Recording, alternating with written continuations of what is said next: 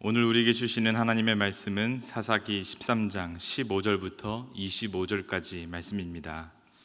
마노아가 여호와의 사자에게 말하되 구하옵나니 당신은 우리에게 머물러서 우리가 당신을 위하여 염소 새끼 하나를 준비하게 하소서 하니, 여호와의 사자가 마노아에게 이르되 내가 비록 나를 머물게 하나 내가 내 음식을 먹지 아니하리라. 번제를 준비하려거든 마땅히 여호와께 드릴지니라 하니, 이는 그가 여호와의 사자인 줄 마노아가 알지 못함이었더라. 마노아가 또 여호와의 사자에게 말하되 당신의 이름이 무엇이니까? 당신의 말씀이 이루어질 때에 우리가 당신을 존귀히 여기리이다 하니, 여호와의 사자가 그에게 이르되 어찌하여 내 이름을 묻느냐? 내 이름은 기묘자라 하니라. 이에 마노아가 염소 새끼와 소제물을 가져다가 바위 위에서 여호와께 드리매 이적이 일어난지라. 마노아와 그의 아내가 본즉 불꽃이 제단에서부터 하늘로 올라가는 동시에 여호와의 사자가 제단 불꽃에 휩싸여 올라간지라. 마노아와 그의 아내가 그것을 보고 그들의 얼굴을 땅에 대고 엎드리니라. 여호와의 사자가 마노아와 그의 아내에게 다시 나타나지 아니하니, 마노아가 그제야 그가 여호와의 사자인 줄 알고 그의 아내에게 이르되 우리가 하나님을 보았으니 반드시 죽으리로다 하니, 그의 아내가 그에게 이르되 여호와께서 우리를 죽이려 하셨더라면 우리 손에서 번제와 소제를 받지 아니하셨을 것이요 이 모든 일을 보이지 아니하셨을 것이며 이제 이런 말씀도 우리에게 이르지 아니하셨으리이다 하였더라. 그 여인이 아들을 낳음에 그의 이름을 삼손이라 하니라. 그 아이가 자라매 여호와께서 그에게 복을 주시더니 소라와 에스다올 사이 하마네단에서 여호와의 영이 그를 움직이기 시작하셨더라. 아멘. 오늘 이 시간 함께 읽은 본문을 가지고 낮은 곳에서 주님을 바라보라, 낮은 곳에서 주님을 바라보라 라는 제목으로 하나님 말씀 나누기 원합니다. 지금 여기 좋은 스포츠카가 있다고 생각해 봅시다. 엄청난 힘을 가지고 있고 엄청난 성능을 자랑하는 스포츠카를 타고 있는데 엄청나게 빨리 갈 수 있다고 해보자고요. 그런데 제대로 된 방향을 잡지 못한다면 그 엄청난 성능은 아무런 의미가 없을 것입니다. 어디로 가는지 앞을 보지 못한다면 아무리 빨리 가봤자, 어디서 곡선이 나오고 어디에 장애물이 있는지를 정확히 보지 못한다면은 그 성능은 아무런 의미가 없을 것입니다. 우리의 인생도 마찬가지입니다. 재능과 능력이 뛰어나다 할지라도 그 재능이 어떤 일에 사용되느냐에 따라 아무리 뛰어나다 하더라도 그 인생은 아무런 의미가 없는 인생일 수 있다는 것입니다. 어제부터 사사기에서 가장 유명한 사사의 이야기가 시작됩니다. 누굽니까? 삼손이죠. 왜 유명할까 생각해 봤는데 제 어렸을 때 삼손 하면 떠오르는 그 이미지는 엄청난 힘, 마치 영웅과 같이 요즘에 나오는 슈퍼히어로처럼 엄청난 영웅이 생각났던 것 같습니다. 그런 엄청난 사람의 인생이 어떠했는지 지금 우리가 보고 있는 것입니다. 삼손의 이야기의 배경은 다음과 같습니다. 13장 1절에 묘사하길 이스라엘 자손이 다시 여호와의 목전에 악을 행하였으므로 라고 말합니다. 사사기에 반복되는 이야기죠. 다시 하나님 앞에 악을 행합니다. 이제 놀랍지도 않습니다. 하나님 이번에는 이스라엘을 블레셋의 손에 40년 동안 넘겨주시죠.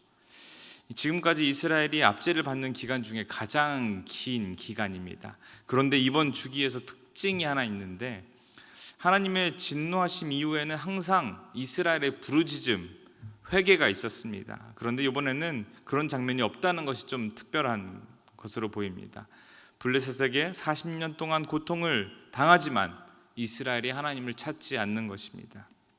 그럼에도 불구하고 이런 상황 속에서 하나님은 이스라엘에게 은혜를 베푸시고 하나님이 그 이스라엘을 블레셋의 손에서 구해내기 위해서 한 사람을 준비시키십니다.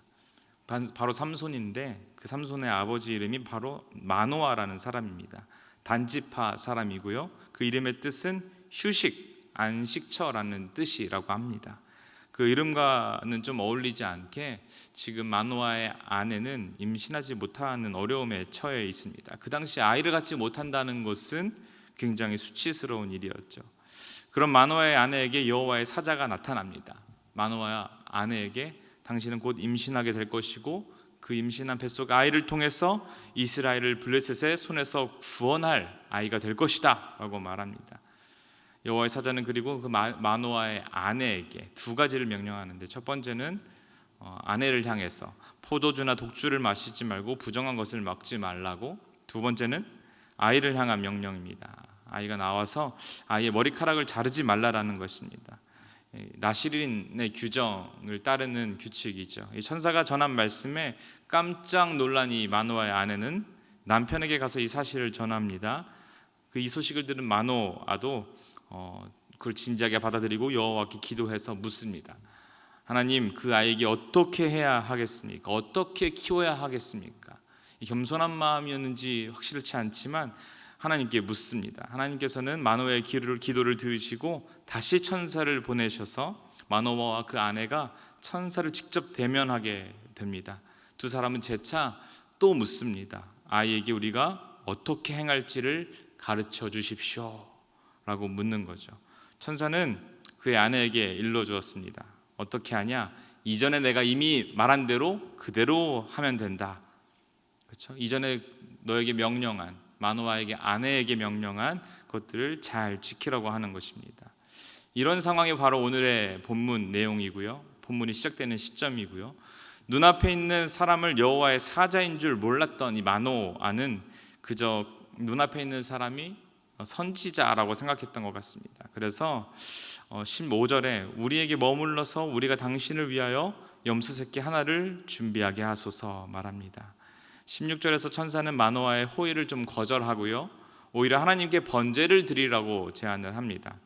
이어서 마노아는 17절에 천사 이름을 묻습니다. 마노아는 이 사람의 이름을 알려고 하는데 그 이유를 이렇게 말합니다. 자기가 아이를 얻은 후에 그에게 영광을 돌리겠다는 것입니다. 그리고 이 선지자의 이름을 사람들에게 좀 알려서 유명하게 하고 싶은 마음도 있었던 것 같습니다.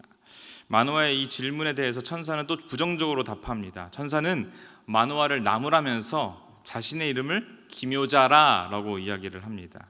우리 성경에는 그냥 기묘자라고 되어 있는데 조금 오해할 수 있는 것 같습니다.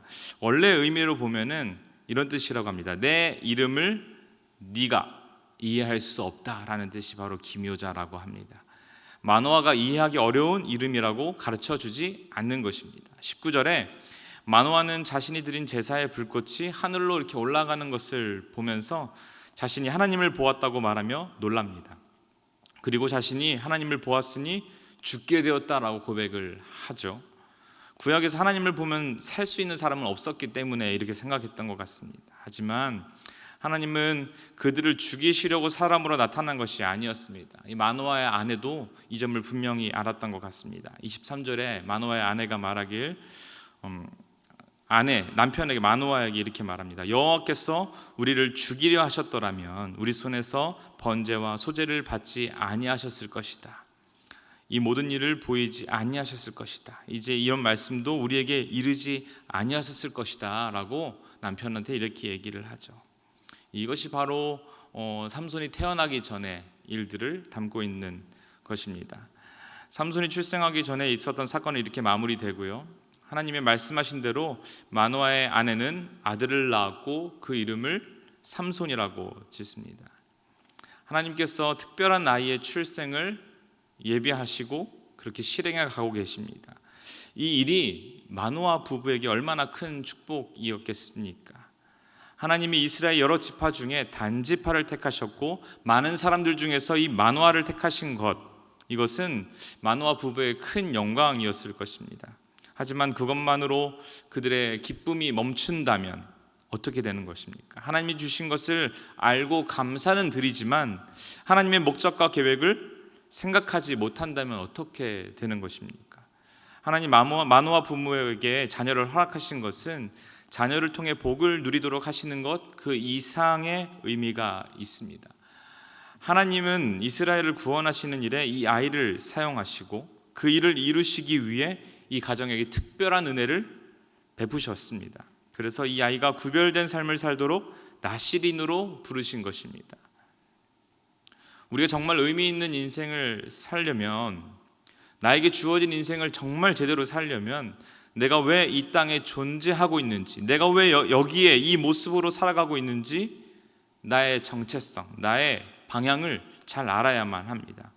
우리는 그냥 우연히 존재하는 사람들이 아니기 때문입니다. 하나님이 우리를 이미 태초부터 계획하셨고 하나님의 뜻에 따라서 우리가 사용되기 위해서 살아가는 존재라는 그것 때문에 우리가 여기에 살아가고 있는 것입니다. 그런 삶을 살아가기 위해서 우리는 마노아가 했던 그 질문들을 반복해서 해야 할 것입니다.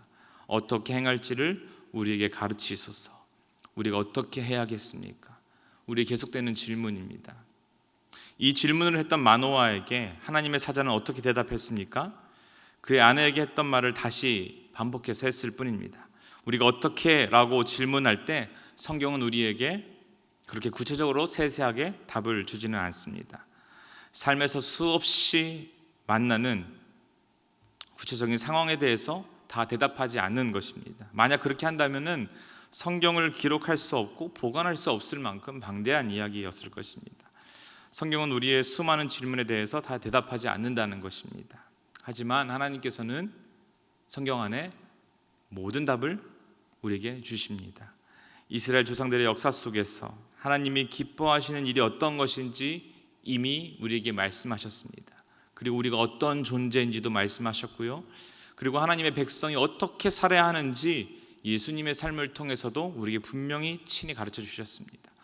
우리가 살아가야 할 방향을 분명히 알았다면 계속해서 그 길로 나아가는 저희가 되어야 될 것입니다. 말씀을 마무리합니다. 삼손의 이야기는 우리에게 큰 교훈을 주고 있습니다. 보통 사람들과 달리 엄청난 능력을 가지고 있던 삼손, 사람들은 나와 다른 특별한 사람을 동경하고 기대를 하게 됩니다. 그런데 삼손의 삶을 보면은 그런 기대는 모두 사라지고 능력의 크기는 컸지만 그 방향이 잘못되었기 때문입니다. 은혜를 향해서가 아니라 나의 교만을 향해서 갔기 때문에 삼손의 끝은 해피엔딩이 아니었습니다. 우리는 주 앞에서 겸손함으로 걸어가야만 하는 연약한 존재들입니다. 누가 우리에게 호흡을 주셨습니까? 누가 우리에게 생명을 주셨고 누가 우리에게 이렇게 달란트를 주셔서 이 세상 속에서 이 땅을 다스리며 왕노릇하는 존재로 부르셨다는 것입니까? 우리가 누구의 작품입니까? 온전히 주님의 은혜로 우리가 존재하는 사람들입니다. 은혜로 사는 사람들은 반드시 하나님을 의지하게 되어 있습니다. 나의 나된 것은 하나님의 은혜다 라고 고백하며 매 순간 겸손함으로 주님 앞에 서는 저와 여러분 되시기를 바랍니다. 그렇게 살아갈 때에 하나님께서 우리를 높이실 것입니다. 오늘 제목대로 낮은 자리에서 주님을 바라보며 하나님의 은혜를 누리는 신촌의 모든 성도들 되시기를 주님의 이름으로 축원드립니다. 우리 함께 기도하기 원합니다. 함께 기도하실 때 주님, 삶의 많은 시간들 속에서 우리 욕심 때문에 우리를 향하신 하나님의 뜻을 망각한 채 살아가지 않게 하여 주시옵소서. 우리에게 허락하신 재능이 나의 능력인 것처럼 착각하지 않게 하여 주시옵소서. 매 순간 겸손함으로 어떻게 살아야 할지 주님께 묻는 당신의 자녀들 되게 하여 주시옵소서. 이 아침 우리를 향하신 하나님의 마음을 발견할 수 있도록 하나님 우리에게 은혜를 더하여 주시옵소서. 다 함께 기도하며 나아갑시다. 사랑과 은혜가 풍성하신 하나님 아버지, 낮은 곳에서 주님을 바라보는 은혜가 있기를 간절히 바라오고 원합나이다. 하나님, 큰 은혜를 주시고 큰 능력을 주셨지만 하나님 그 능력을 나를 위하여 살아감으로 말미암아 하나님 그 인생이 해피엔딩으로 끝나지 않았던 이 삼손의 인생을 우리가 기억합니다. 하나님 그 아비였던 마노아의 고백처럼 하나님 우리가 어떻게 해야겠습니까? 우리 삶을 어떻게 살아야겠습니까? 어디를 향하여 달려나가야 할지 하나님 우리가 정말 우리 힘으로 그것들을 방향을 잘 설정하기가 어려운 존재들입니다. 연약한 존재임을 이 시간 고백하며 나아가오니 하나님 성령을 우리에게 부어주셔서 마땅히 나아가야 방향들 나를 향하신 하나님의 그 계획들을 깨달을 수 있는 은혜를 우리에게 부어주시옵시기를 원합니다. 그래서 하나님이 어지러운 세상 속에서 낮은 곳으로 많은 사람들이 다 높은 곳으로 향하라고 말하지만 하나님 주님 안에서 우리가 누구인지 분명히 깨닫게 하셨사오니 우리를 부르시고 택하셨사오니 낮은 곳으로 갈 때 하나님 높여주신 하나님의 그 은혜를 경험하게 할 수 있도록 경험하게 하여 주시옵소서. 이 시간 주님의 은혜를 나아가며 의지하며 나아가오니 주님의 모든 성도들의 마음 가운데 생명 가운데 생각 가운데 주님의 은혜를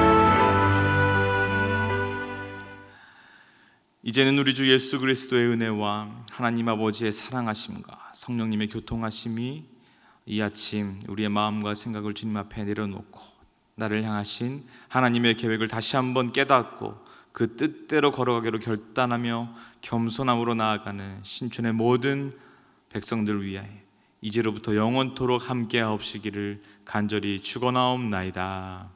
아멘.